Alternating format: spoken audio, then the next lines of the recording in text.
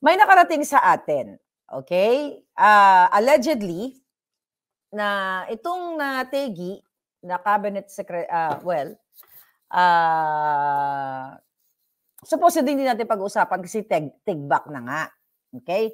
Pero somehow, nung narinig ko yung balita, yung informasyon, okay, na I hope ma-confirm ng kanilang pamilya ay itong Nategi na nakaraan na isa sa mga technical guys ni Lisa Ahas ay very emotional dahil from the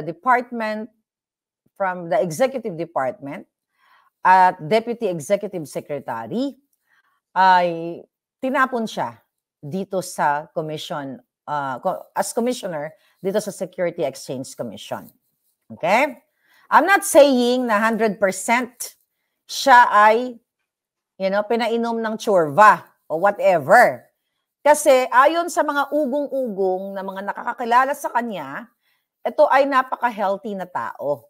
Actually, nang nakarating to sa atin mga kababayan, medyo naawa ako sa kanya.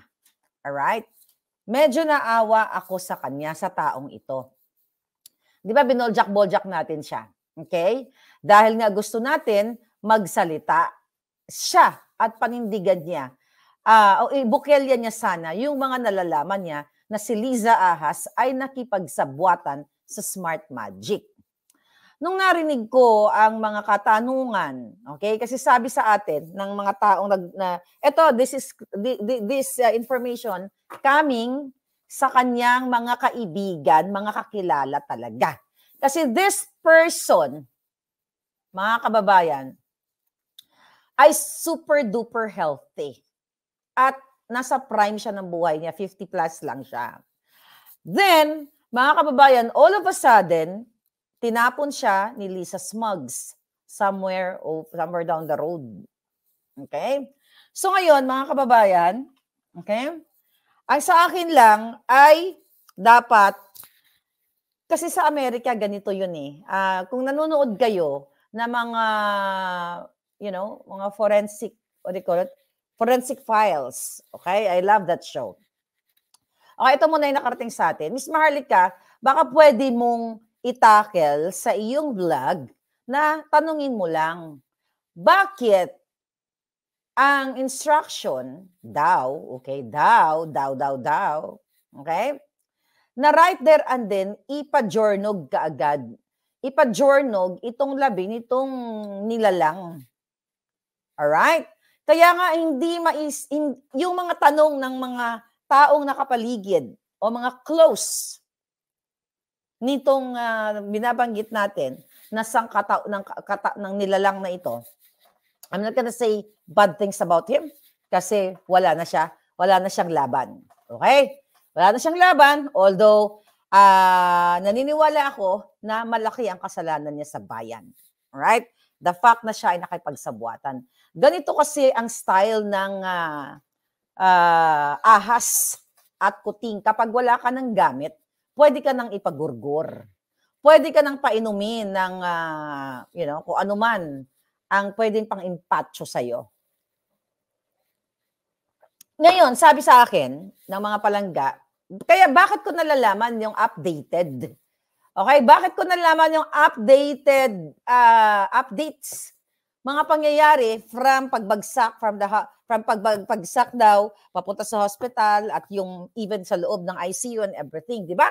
Nakikita nyo, real time tayo. Kasi these people, kaya nga, ang pakiusap sa akin palangga, please, huwag ka naman na magsalita ng pangit doon sa tao. Kasi dedo na nga. Sabi ko, I promise not to say bad things about this person. Kasi dead na nga. But sabi niya, we just want to, sabi nitong kaibigan niya, make the people aware. Magtanong ka lang. Bakit bigla-bigla na, eto, tanong lang naman, napaka-healthy tao, very sporty, then na-demote, tignan mo yung what do you call it? Yung sequence, okay, ng pangyayari. Okay, magkasama sila, enjoy having fun, Then okay yung pwesto, then inilipat, tinapon na lang ng bigla-bigla, tapos biglang according sa mga tao nakapaligid, na-depress, then naglaro ng football, then na-jumba. Okay, kapag ganun kasi, mga kababayan, dapat, not only in America, not only in Europa, okay, o kung saan pa man, kapag mayroong question, yung mga taong nakapaligid sa kanya, pwede tayo mag-demand ng forensic investigative. But in the Philippines, malabong mangyari yan. Malabong mangyari yan kung sakali na mismo ang nagpagurgur ay ang kapangyarihang Kuting o Satanas. I don't think Kuting will do that. Okay? Let's give Kuting the benefit of the doubt kasi dadako tayo mamaya sa kanya. But Satanas will do that kung gusto niyang gawin. Kaya niyang magpadukot ng mga bata. Well, how much more itong adult, kaya din niyang magpa-chorva. Magpa-lunok ng, kahit crush pa niya yan, kapag wala ng silbi, pwede niyang ipagurgor. I'm just asking.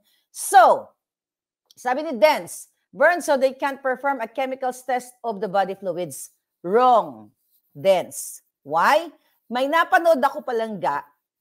Eto, ang claim nito is about isang episode sa Forensic Files na pinainom siya ng pang-impatcho. You know what I mean, right? Pinainom siya, itong biktima, dinahan-dahan siyang pinainom ng pang-impatcho ng kanyang pamilya because of big amount of insurance. Okay? You Google that. Nandiyan na ng lahat yan. Nakalimutan ko ng title, matagal ko napanood. Naalala ko lang ngayon. Dahil ayaw ng pamilya niya na malaman, syempre, na pinainom nila ng pang-impatcho. So, ang nangyari, pinajornog agad. That this story was maybe a few decades ago. And during that time, wala pang forensic approach. What do you call that? Wala pang procedure na madidetect mo ang ashes ng isang tao kung siya ba ay pinainom ng pang-impatcho. Okay? But during that time, nung kasi cold case ito, pangalangga, napanood ko.